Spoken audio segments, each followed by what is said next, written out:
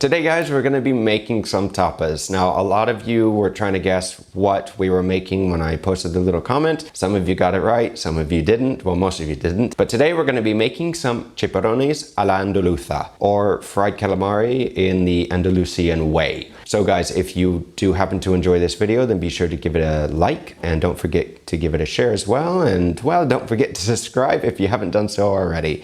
Now, let's get started. The good thing about this recipe is that it doesn't require a lot of ingredients. We're just going to be using a few different types of oil, one to fry with and the other to make the aioli with, some chipirones, which are mini calamaris, of course some flour as well, some salt and pepper, a little bit of ink, some garlic, and some other garnish. So if you were hoping that this would be a quick and easy recipe, it is. It just may be a little messy with frying. So the first thing that we're going to do is we're going to get a heavy bottom pot on the fire and we're going to start bringing the oil up to temp. Since this is going to take the longest, we need to start this first. Now for the aioli. I'm just going to take a little clove of garlic. I'm not making that much today. I do have a video on making aioli, one in Spanish and one in English. So if you want to see either of those videos, I can leave the links down below for you guys to check out those videos. And basically, we're making that recipe, but just adding a little bit of squid ink to it. And this could also be a good time to work on your knife skills. If you want to learn how to turn a clove of garlic into a paste with your chef knife, you add a little bit of salt to it after you chop it up or mince it, and then you use the knife to press it into a paste.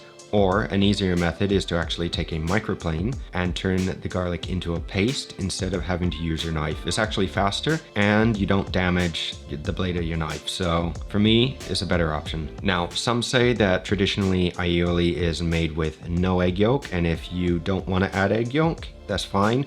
I'm showing you the easy way on doing it, the way that I have made it professionally for years in the kitchen here in Spain. And if you don't want to use it, it's possible. But the egg is an emulsifier and it makes life a lot easier. And even then, if you use the egg and it happens to split on you, which it did in this video, there is a way on saving it.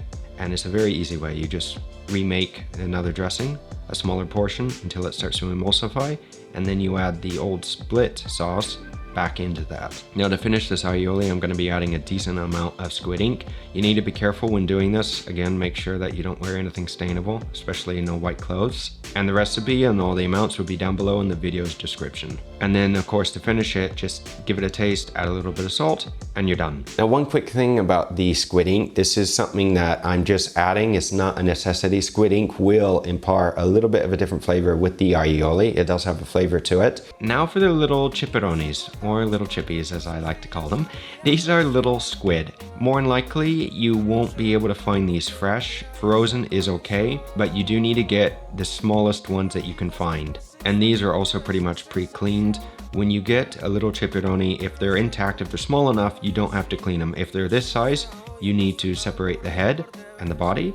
You need to take out the little beak, because these do have little beaks as well. And then you just clean all the innards. The skin is edible, so you don't have to take that off if you don't want to. But it is a good idea to dry these off a little bit before putting them in the flour. Now this way on making these little chippies is the same way that I've used cooking here. It's a very quick and easy way I'm doing it, not complicated. Just a little bit of flour, some salt and pepper, give that a good mix, and then you add the chipirones. But before we dredge these little chippies, we need to make sure that the fryer is up to temp, anywhere between 180 centigrade to 200. The hotter, the faster they're going to fry. Also with frying, you never, but never fill the oil up to the very brim. You always want to leave a little bit of distance so you don't have any overflow and no accidents. And once the oil comes up to temp, we're going to dredge our little chipirones. We're going to dust off the excess flour. If you have excess flour in the fryer oil, it'll turn the oil darker faster. Also, before doing this, it would be a good idea to have a little spider or something to collect the little chipirones from the oil, and to have a little container next to it with a little bit of paper towel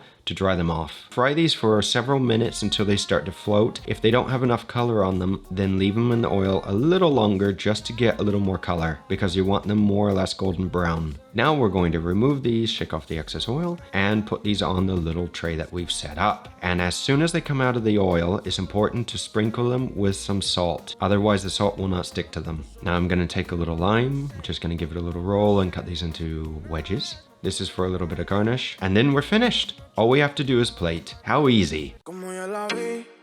Solita, pues me pregunté qué pasa cuando me bailó cerquita, eso fue descomunal. Dale, dale, tra, tra, tú sabes cómo es. And that's it, guys. Hopefully you do enjoy this recipe. One suggestion that I do have is that you eat them right away. Meaning, once you fry the little calamaris, they'll be super crispy as long as you fry them long enough. But once you take them out of the fryer, after a few minutes, they're going to get a little soft. So you need to serve them immediately so they're still a little crunchy. But a few other recipes that I would suggest to make are some pinchos, as well as maybe some gazpacho. So this could go well with the beetroot gazpacho recipe that we made recently. And if you have a lot of people coming over, maybe a paella as well. Be sure to give this video a like. Don't forget to subscribe as well. And check out this next video coming up, which you may enjoy. Until next time, take care.